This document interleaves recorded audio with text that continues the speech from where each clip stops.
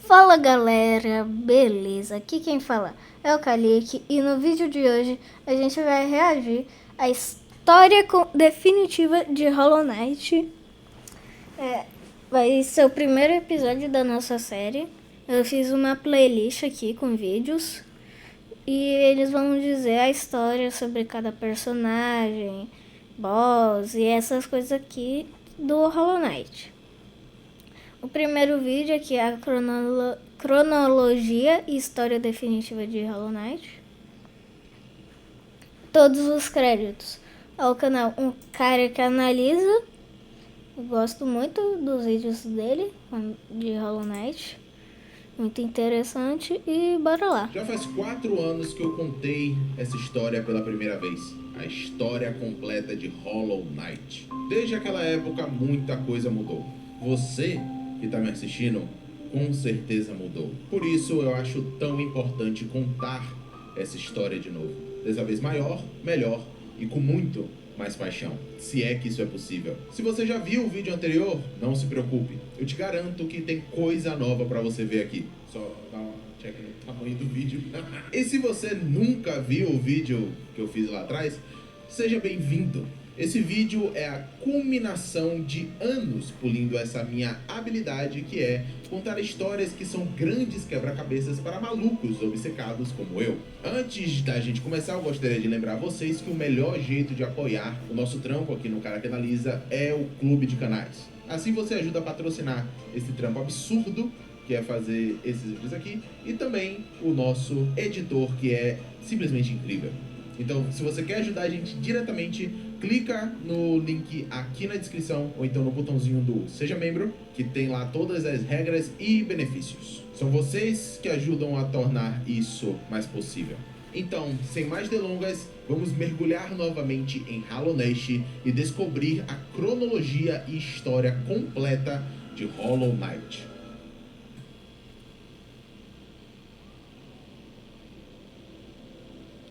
Legal, tô ansioso pra saber disso. Eu nunca parei. Uma coisa que Eu nunca parei pra ver a história, eu só joguei mesmo. Pulei muitos diálogos. Daí eu acabei meio arrependido, né? Daí eu vou me redimir vendo aqui reagindo aqui os vídeos. que pode ficar estranho de se entender tanto para quem já jogou quanto para quem nunca tocou no game é o tamanho do mundo. Hollow Knight, para todos os efeitos, se passa no mundo micro, ou seja, insetos, fungos, crustáceos, aracnídeos e artrópodes são criaturas que interagem com o nosso personagem a todo instante. No entanto, apesar de ser um mundo micro com aspectos conhecidos, ele está longe de ser realista.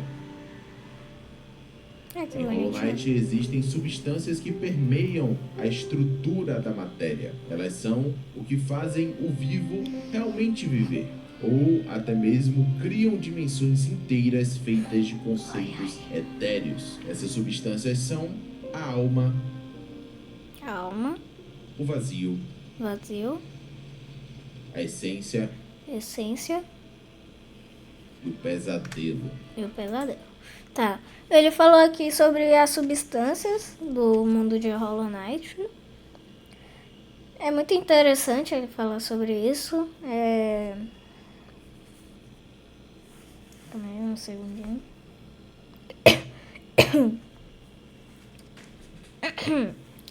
É muito interessante ele falar sobre isso, porque não dá pra se saber ao certo direitinho sobre, tipo, nosso universo tem muitas energias, gravidade, essas coisas e tal. Daí ele fala aqui tudo que tem no universo de Hollow Knight. Isso é muito legal, dá pra entender muito bem e não fica tão confuso tanto quanto é na vida real, né? Porque entender física, eu mesmo ainda não cheguei nessa parte, mas imagino que seja muito difícil. Bora lá. A alma alma é a energia que existe em todo e qualquer ser vivo nesse universo. A regra é clara: se você está vivo, tem alma. Até mesmo as partículas do ar possuem uma certa quantidade de alma. A alma é representada por uma energia legal, todo branca lugar no tem jogo, alma. quase uma Isso é substância legal. sempre em estado supercrítico da matéria. Quando está ao ar livre, ele se dissipa como luz. Mas quando estocada em containers ou até mesmo dentro do nosso personagem, ela se comporta como um líquido viscoso. Ela pode ser manipulada, armazenada e liberada, dependendo do nível de conhecimento e divindade da criatura a qual ela pertence. Calma aí, galera. Já voltamos. Voltamos já. Voltamos, galera. Ok. Tudo certo. Bora lá. Ok, continuando de onde paramos. Ele estava falando sobre os efeitos da alma. Também podendo ser extraída diretamente de seres vivos. Nós temos exemplos durante o jogo da alma também podendo alterar a forma de criaturas vivas, como esses amigões aqui que antes eram assim.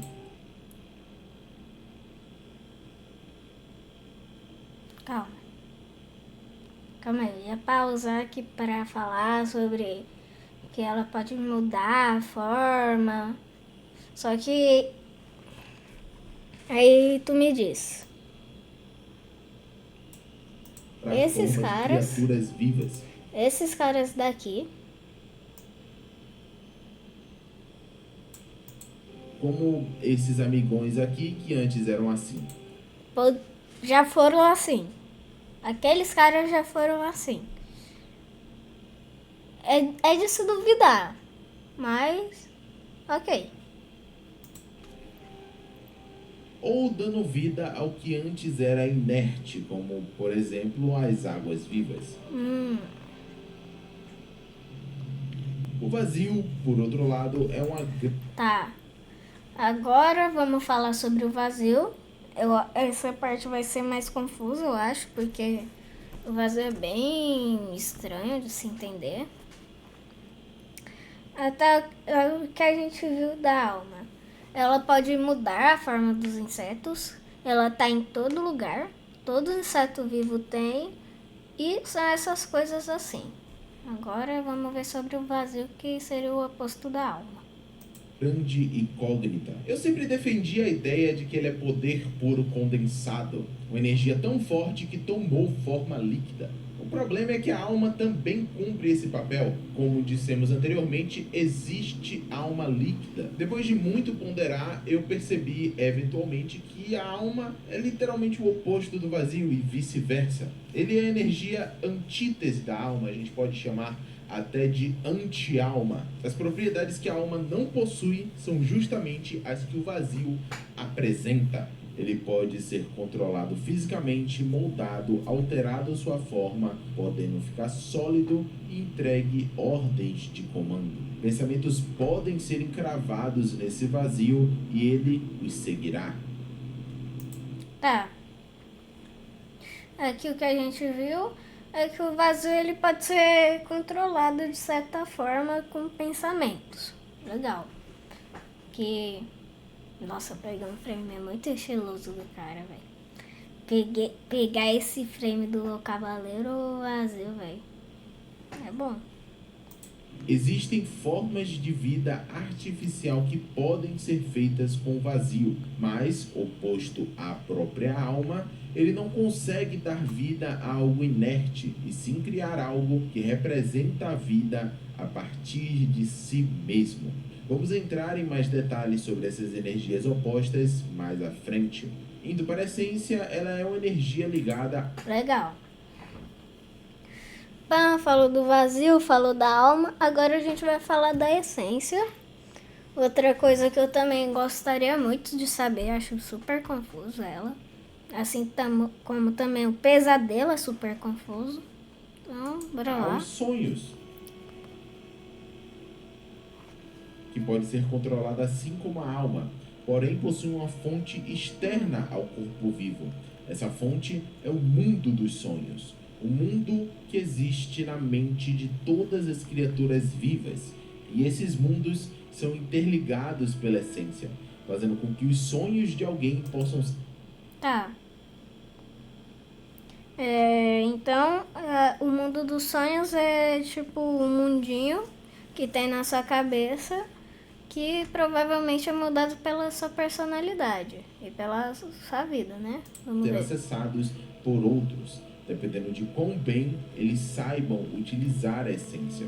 Vale lembrar que a essência também pode ser gravada de maneira intencional ou não em objetos sem vida, o que permite àqueles que sabem utilizar a essência de acessar pensamentos deslocados de uma mente em funcionamento, algo tão forte que ficou ali, preso, apenas esperando para ser observado. Temos vários exemplos de corpos com pensamentos presos neles após a morte, estátuas que pensamentos foram entalhados e alguns mais extremos que nós iremos comentar depois. Bom, completando o par, igual a alma e vazio, nós temos o pesadelo. Tá. Não falou nada sobre o que eu tinha dito. Então, o que falou aqui? Coisas vivas e não vivas podem ter sonhos, dependendo de quão bem a pessoa souber manusear, que seria o ferrão dos sonhos. Muito interessante. Eu acho que eu tô pausando demais, então eu vou pausar menos. Para a essência. O pesadelo é representado como uma chama, visualmente. Um fogo que queima em cor carmesim, mas também pelas mandalas que representam a essência na mesma cor vermelha vibrante. O pesadelo é, literalmente, sem teorias, a antítese da essência. Temos poucos exemplos dela, mas o que se tem conhecimento é que o pesadelo se alimenta de locais mortos, onde a vida deixou de existir e assim ficou presa muita essência deteriorada. O pensamento que mais faz sentido, na minha opinião, é justamente esse, de que o pesadelo se alimenta da essência que já morreu e apenas existe nesse limbo entre um mundo e outro. Existe um ritual que invoca a chama do pesadelo e, por causa dessa peculiaridade, ele só pode ser feito em um local que já morreu, como por exemplo, as ruínas de um reino que outrora era próspero. Com as regras desse universo definida, vamos começar do início. Ok.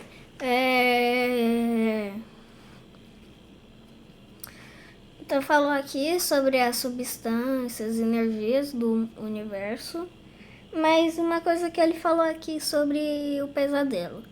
Como ele falou aqui que a trupe lá do Green, eles só se alimentam de reinos mortos, por causa da essência deteriorada de insetos que já morreram. Mas, se for assim, talvez exista a chance de, após Sea of Sorrow lançar, ter uma DLC do Green, só que em Silksong. Porque, tipo, a partir do ato 3, vai que aparece lá uma missão de que tem alguma coisa escondida lá em algum lugar da cidadela. Isso podia ser lá na superfície, lá no topo de Fierlong, depois do Caminho da Dor de Silksong. Então seria legal. Tipo, eu acho legal se isso acontecesse, porque daria pra até falar mais sobre o pesadelo. Já que Silksong não mostrou nada sobre sonhos, só mostrou sobre a sede e o vazio. Faltou falar sobre a alma e o pesadelo e a essência, que foram temas muito abordados em Hollow Knight 1. Então, fica aí a teoria. Vamos ver daqui a uns anos se isso acontece, né? Bora lá. Agora começa. Dizem que há muito tempo existia um grande reino sobre nossa vida. Ele já caiu em ruínas, mas ainda assim atrai pessoas para sua profundeza. Riqueza, glória e esclarecimentos. Aquela escuridão parece prometer tudo isso. Tenho certeza que você também busca seus sonhos lá embaixo. O primeiro registro que se tem de uma civilização em Hollow Knight é através dos totens de alma e ovos arcanos. Esses são teorizados a terem sido construídos por uma civilização muito antiga que adorava o vazio como uma divindade. Essa civilização habitou o local que hoje é conhecido como Abismo e parecia conviver com o vazio de forma pacífica, fazendo registros sobre a substância, construindo monumentos e estátuas que abrigavam fontes infinitas de vazio. Eles fizeram ídolos ao vazio que eram utilizados para cultuar algo além da nossa compreensão atual. Também é importante notar a propriedade dos totens criados por eles em estocar e liberar alma. É muito capaz que os habitantes do abismo possuíssem almas e precisassem remover elas do próprio corpo para sintonizar com o vazio, ou até mesmo infundir um pouco em seus próprios corpos. Entretanto, como todo reino que existe, um dia ele está destinado à ruína.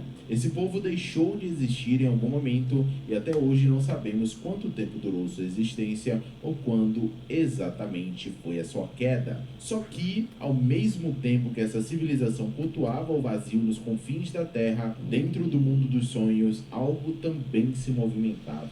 Uma grande massa de essência se unia aos poucos e, ao tomar forma, também surgia dali uma consciência. Ela pensava em luz e também externava essa mesma luz ofuscante. Esse é o primeiro ser superior que nós vamos falar a respeito. Seres superiores são a categoria de criaturas em Hollow Knight, também chamada de deuses. Todos que são considerados seres superiores possuem habilidades extraordinárias, normalmente envolvendo uma das 4 energias que nós citamos anteriormente, além de serem adorados por outras criaturas. A radiância, nossa querida aqui, era formada da mais pura essência. Por causa disso, sua existência se resume ao mundo dos sonhos, não podendo se manifestar de forma alguma no mundo físico. Apesar de não poder se manifestar fisicamente no mundo acordado, ela ainda podia influenciar esse outro mundo alheio ao seu. Com essa influência e a partir dessa luz, a radiância criou a raça das mariposas. Foi um nascimento espontâneo mesmo, tipo assim, puf, nasceu. Essa nova raça possuía a ligação com a essência do mundo dos sonhos e residia no mundo físico, se tornando assim uma ponte entre os dois mundos. As mariposas prosperaram durante muito tempo, adorando a radiância e recebendo a luz dela em troca. A relação do ser superior com suas filhas era sustentável e favorecia ambas as partes. Elas eram uma raça extremamente pacífica, por sinal, refletindo a natureza da sua criadora, não entrando em conflitos internos ou externos e sempre mantendo a paz no território ao seu redor. Uma habilidade que as mariposas possuíam era a capacidade de sonhar com o futuro, prevendo eventos que iriam acontecer com uma relativa baixa precisão de quando, o que fazia essa habilidade não ser muito útil para a proteção, mas sim para preparações muito adiantadas. Um desses sonhos foi profético para a espécie inteira. Elas sonharam que um portador de outra espécie guiaria sua raça e o mundo para a salvação. E para esse portador, elas forjaram o Ferrão dos Sonhos, uma arma que permite a quem possuir entender. Tá aí, a lore do Ferrão dos Sonhos. Interessante. Uma coisa que eu não sabia. Interessante que realmente, graças ao Ferrão dos Sonhos, a gente consegue derrotar a radiância e graças a isso a infecção do reino acaba. Ou seja, enquanto as mariposas forjaram uma arma para a própria mãe. Legal. Bastante lore já. E adentrar o sonho de outros. Até esse ponto, as mariposas viviam em paz e harmonia com sua criadora. Nós voltaremos às mariposas quando elas forem relevantes novamente. Acontece que, nesse exato mesmo período, outras raças habitavam a região próxima. Uma delas era a tribo guerreira e orgulhosa composta de louva-a-deuses. Esses que defendiam seu território com ferocidade e tinham a mentalidade de que apenas os mais fortes merecem respeito. Eles são comandados pelos seus lordes, que subiram na hierarquia da tribo pela sua filosofia guerreira. Temos também uma espécie de fungos com consciência. Suas mentes funcionam como um grande cérebro único. O que um fungo sente, todos os outros sentem. Com suas consciências conectadas, a harmonia dos fungos permitia que eles sobrevivessem e focassem na sua reprodução. O maior problema é que eles eram atacados e consumidos por criaturas vindo de uma parte mais escura daquelas terras. Essas criaturas, por sua vez, viviam em isolamento no local inóspito, apenas saindo para se alimentarem de outros. Sendo sincero, não dá nem pra definir isso aqui direito com nome, né? Sério, olha pra essa porra, é o quê? Uma lacraia? Ah, velho, meu canal é infantil. Meu canal é relativamente infantil, velho. Vou ter que... Vou colocar uma censura na edição. Não dá não, velho. O cara falando isso no meu canal, velho. Não gosto não. Foi mal aí pro cara, se ele ver isso, que eu acho muito difícil, mas eu vou colocar uma censura pra não dar problema pra mim não, tá, cara? É muito bom seus vídeos, mas vou ter que colocar uma censura. Voadora do inferno? Independente de nomenclatura, essas são as bestas que habitavam um ninho profundo. Suas vidas eram marcadas pela necessidade de matar ou ser morto.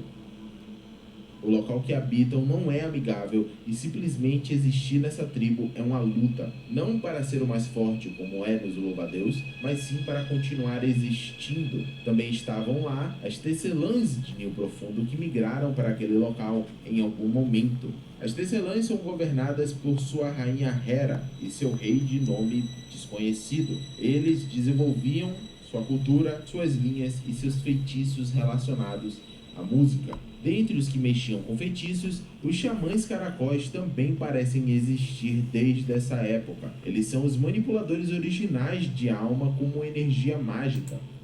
Ok. Então a gente está falando sobre as primeiras tribos. Então tudo começou nos Armos.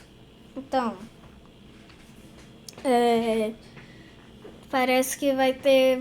Tem várias eras no reino de Hallownest. A primeira sendo a Era do Vazio, que falaram.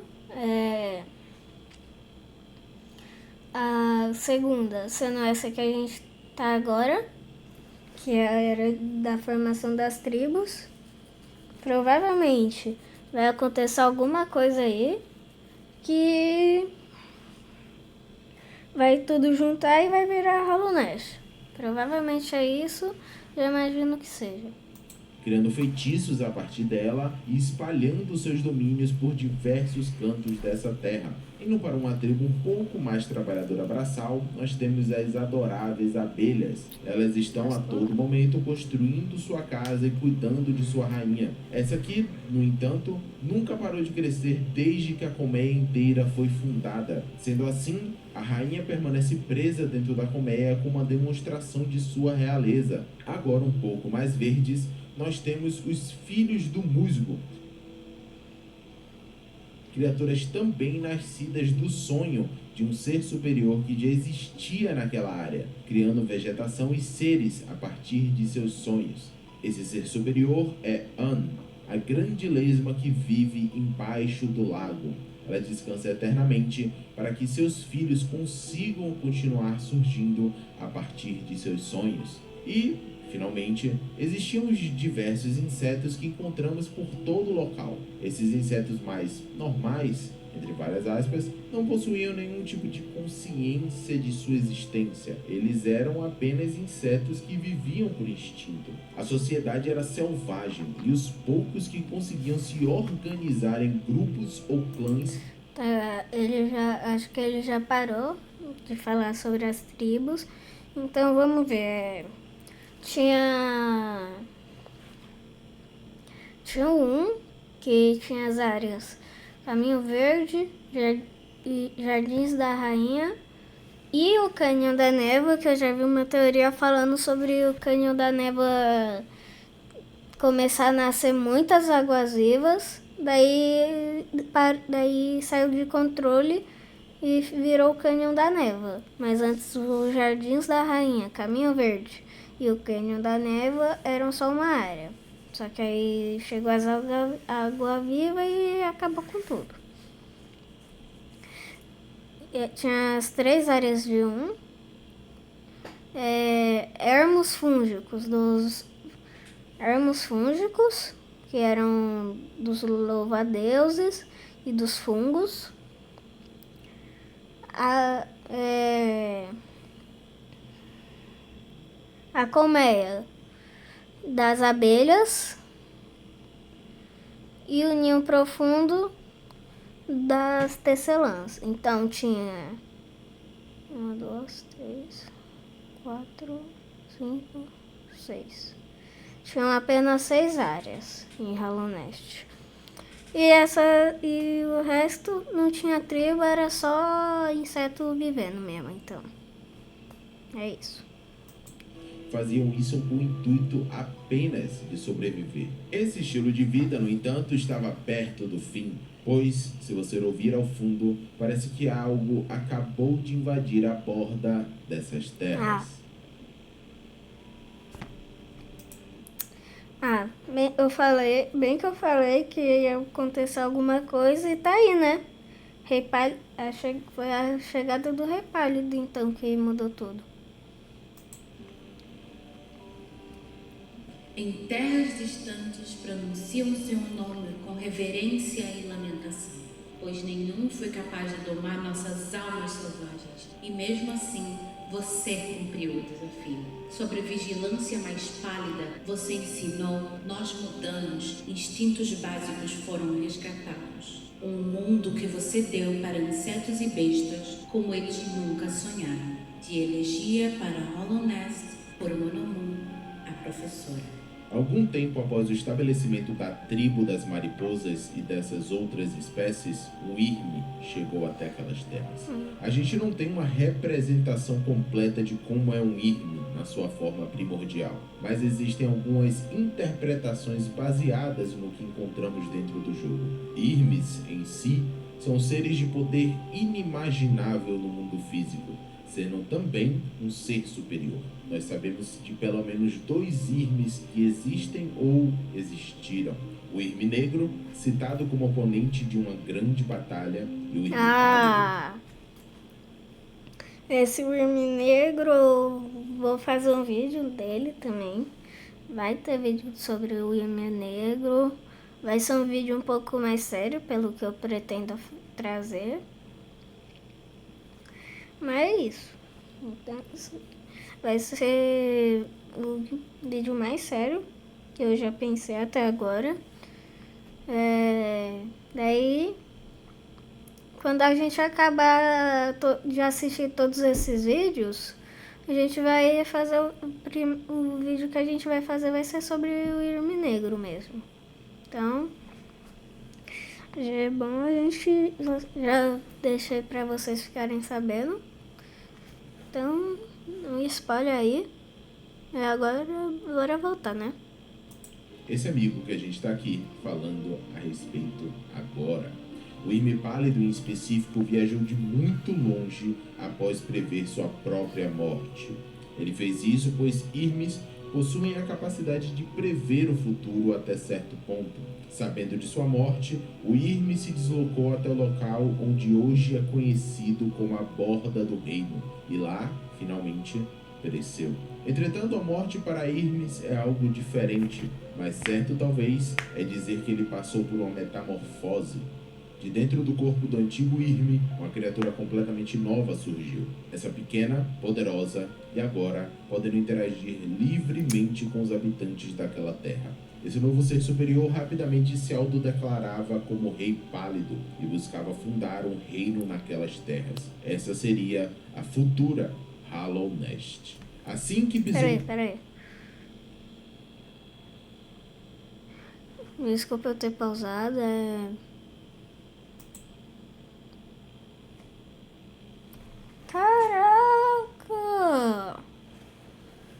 Caraca! Nossa, gente, eu não... Eu posso estar sendo muito... Eu posso ser muito desatualizado da história. Mas agora que eu fui ver que o Rei Pálido tem 4 braços, véi. Eu nunca tinha visto um braço do Rei Pálido. Inovador. um reino naquelas terras. Essa seria a futura Hollow Nest. Assim que pisou nas terras, o rei foi recebido por outro ser superior que já existia naquele local, conhecida como a Raiz. Ela era uma forma de vida magistral, com seus membros, suas raízes, cobrindo grande parte daquela terra praticamente baldia. Ela, também pálida como o rei, demonstrava completo interesse naquele que acabara de chegar. Ele se apresentou em cortejo e lhe estendeu a mão. Ela, em retorno, aceitou. Ali, a Raiz se tornou a Dama Branca. Em sua caminhada para o coração do que seria o seu reino, o Rei Pálido expandiu sua influência por toda a área como um grande farol de luz, fornecendo a todos os insetos selvagens que ali estivessem uma forma de inteligência. Estar dentro do alcance do Rei Pálido fazia com que a cognição dos insetos mais básicos se tornassem complexas, carregadas de decisões e, finalmente, racionais. Eles finalmente olharam para si com consciência e entenderam quem era seu rei. A chegar até onde lhe foi agradável, o Rei Pálido determinou que o local hoje conhecido como Cidade das Lágrimas seria sua capital. Hollow Nest foi oficialmente fundada. O mais curioso é que essa influência do rei nas terras faria com que os insetos de mais diversos locais fossem atraídos pelo seu farol de luz. Se diz que aos olhos de um inseto normal, o rei era como uma enorme fonte de luz, essa que lhes banhava com sabedoria e sapiência, e a distância que esse farol alcançava chegava até mesmo a locais fora do reino. Por isso, aos poucos, insetos de todas as espécies mais selvagens foram entrando na civilização e criando consciência ao redor do rei. Elas, então, destinaram sua adoração a ele, pois ele havia lhes entregue uma mente capaz de pensar. Logo, o tempo foi passando e Hollow Nest sendo construída. A Cidade das Lágrimas se tornou o pináculo do desenvolvimento civil em Hollow Nest, com grandes construções para os monarcas, saunas para entretenimento, até mesmo uma pequena casa de música para os nobres passarem seu tempo com a arte. Gel se estabeleceu como moeda do reino, que agora prosperava com o comércio na capital. Nesse meio tempo, o rei começou a tentar expulsar qualquer tipo de influência externa do seu reino. Seus agentes haviam descoberto o sangue vital, uma substância que trazia força e energia para aqueles que consumiam. O rei logo entendeu que aquela substância era da origem de outro ser superior. Ele não podia permitir esse tipo de influência em seu reino. O rei, portanto, decretaria o consumo do sangue vital. Aí, ó. Sangue vital.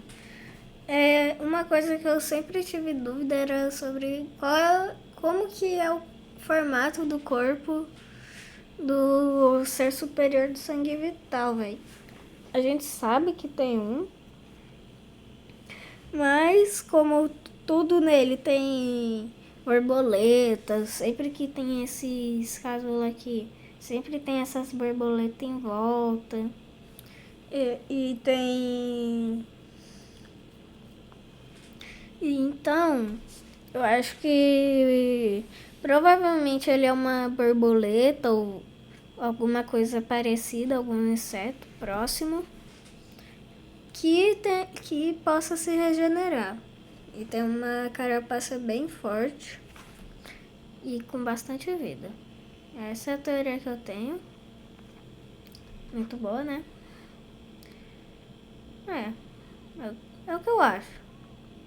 Como um ato de heresia, Johnny, uma pequena inseto que conseguiu substituir a alma do seu corpo por sangue vital, foi condenada e morta por isso.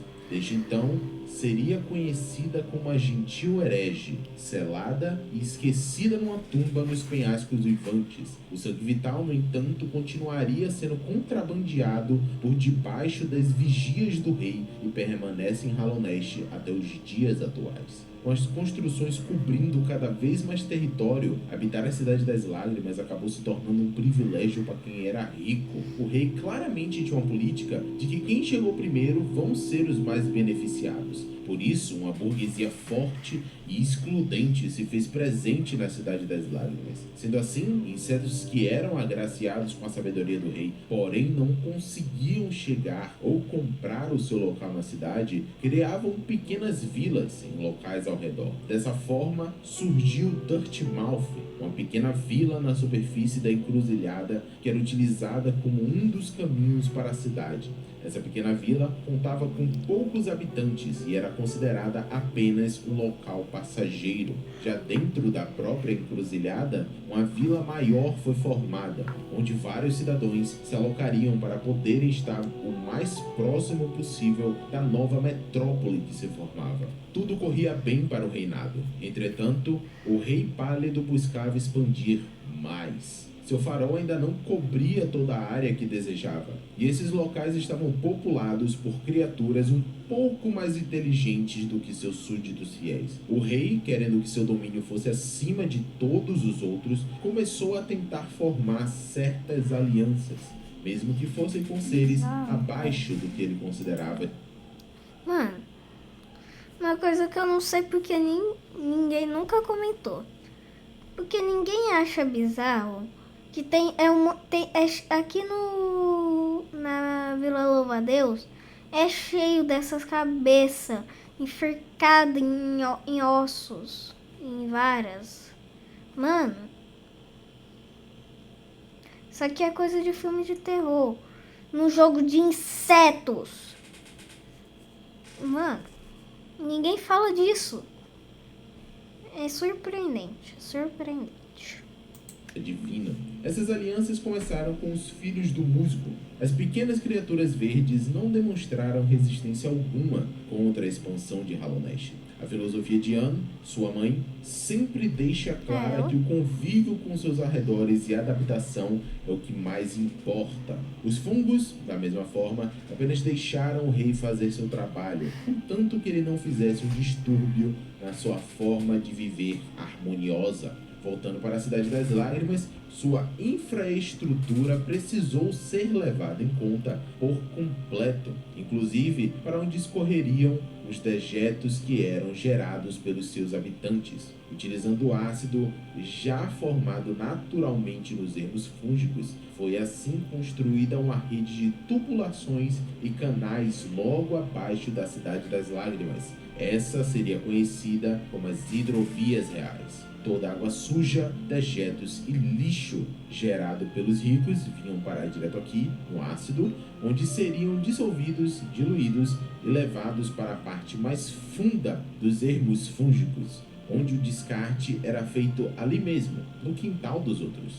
Não é lá a melhor parceria se você me perguntar, mas eu nunca vi um fungo reclamando. Com um território tão grande, os cidadãos precisavam de uma forma de locomoção. Sendo assim, o rei construiu grandes túneis entre seus domínios, esses que seriam utilizados por enormes besouros para transportes entre estações. Nesse processo de expansão, o rei também inseriu um local para a concentração do tráfego, seja a pé ou a besouro. Esse ponto seria chamado de Estação da Rainha, em homenagem à Dama Branca. O Rei Pálido então viu a oportunidade de trazer insetos de fora daquelas terras para Hallownest, facilitando seu acesso. Apesar de ser uma rota mais longa, o objetivo parece ser filtrar aqueles que possuem as qualidades de um cidadão, para apenas então se banhar em glórias. Esse foi chamado de Caminho do Peregrino, uma caminhada que percorre desde Dirtmouth, indo para Caminho Verde, chegando na Estação da Rainha, passando pelos ermos fúngicos, até finalmente chegar na Cidade das Lágrimas. Algum tempo depois, e com o avanço tecnológico, as linhas de trem também foram criadas, tornando assim os túneis de besouro levemente obsoletos. Sim, eu sei que eu acabei de falar sobre os besouros, eles já estão obsoletos. É nesse o nível de... Mano, não deu nem pra raciocinar a parte dos besouros. E o cara já mete que eles foram extintos aí.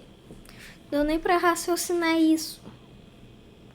Velocidade que o rei está desenvolvendo o Hollow Knight. Bom, agora que a gente chegou aqui, vamos dar um momentinho para recapitular tudo que a gente acabou de falar, para que ninguém se perca no meio do caminho. Aqui na Cidade das Lágrimas está o Rei Pálido e a Dama Branca, junto com os aristocratas do reino. Embaixo da cidade estão as hidrovias, que é como se fosse esgoto, onde todos os lixos e dejetos vão parar lá.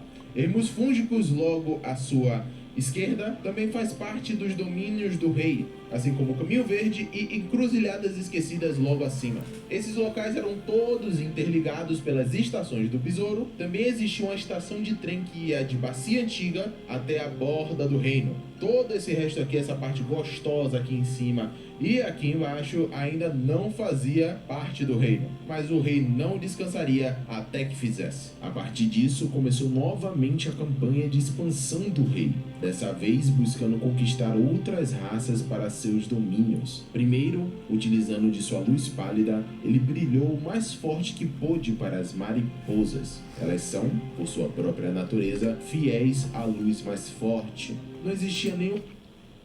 Tá, então aqui essa parte tá falando sobre a campanha de desenvolvimento do reino, que seria tipo a Era de Ouro de Hollow Knight. Seria tipo, oh my Deus, aqui é a melhor era para se viver. É isso que estava acontecendo nesse momento. Mano, em 26 minutos, o cara tá falando, a gente passou 26 minutos pra o cara falar sobre a evolução do reino. Que pra mim, se eu que estivesse decidindo a história, não, se não fosse eu que estivesse decidindo a história, não. Se fosse pelo que eu sei da história, estaria mais ou menos aqui. Seria mais ou menos isso daqui, que eu começaria a falar sobre isso. Mas é isso, né? Então, bora lá, bora continuar. Uma competição com a radiância, que apenas existia no mundo dos sonhos. Já a luz viva do rei brilhava ali mesmo, no mundo físico. As mariposas foram seduzidas, até mesmo povoaram seus sonhos com pensamentos do novo monarca. E assim, a radiância, aos poucos, foi esquecida. Renegada agora apenas ao mundo do sonho, ela continuava a existir apenas como uma brasa de uma fogueira que já queimou todo o seu carvão. Apenas cinzas, designada por aquelas a quem criou e amou a simples irrelevância. Como as mariposas eram pacíficas, o rei transformou sua morada na terra dos descansos e deu a elas a tarefa de cuidar dos espíritos do povo de Hollow Knight. Mal sabiam as mariposas que isso traria sua inevitável extinção, pois sem o contato com os sonhos que anteriormente possuíam, a espécie inteira viria a definhar lentamente. Essas e mais consequências iriam vir. Mas, no presente da nossa linha do tempo, o rei tentou expandir uma linha de trem até Ninho Profundo, Aquele lugar amaldiçoado que a gente tinha comentado anteriormente. Isso que despertou Amaldiçoado mesmo. grande ódio nas bestas e tecelãs que moravam lá, iniciando assim o conflito entre Hallownest e Ninho Profundo. A linha de trem seria interditada no meio da construção, com os trabalhadores responsáveis virando literalmente comida das bestas, e qualquer tipo de avanço do rei sobre essas terras seria interrompido definitivamente. Ao mesmo tempo que isso ocorria, o rei e seu exército também entravam em conflito com a tribo dos Louva-a-Deus. Porque, sei lá, provavelmente o rei tentou ir com alguma proposta e os louva-a-Deus chamaram pra porrada. Essa guerra realmente durou durante um bom período. Só que era uma batalha de atrito que os louva-a-Deus perderiam, porque estavam sendo atacados de 2 frontes. Precisamos lembrar que a vila deles fica aqui, na fronteira entre os Ermos Fúnticos, que agora é território de Hallownest, e também entre Ninho Profundo, onde as bestas estavam sempre buscando invadir para conseguir mais comida. Eu sei que você não lembra quando eu apontei lá atrás, mas as criaturas de Ninho Profundo viviam invadindo os ermos atrás de comida. Isso também atingia a Vila Louva-a-Deus. Depois de tantas tentativas de investidas falhas, o rei decidiu trégua. Ele fechou um acordo com os lordes que governavam a vila. Contanto que eles mantessem as bestas fora de Hallownest, o tratado se mantinha e a vila podia existir independente de Hallownest, um pequeno estado soberano dentro de outro reino. Agora o Rei Pálido sentou e ponderou. 2 vezes tentou emplacar seu domínio e, por 2 vezes, fora falho. Falho, fracassado e imperfeito. O medo invadiu sua mente, outrora considerada perfeita. Ele se afastou, decidiu que governaria de longe, saiu de sua cidade e construiu um palácio próximo ao fundo do reino, na bacia antiga.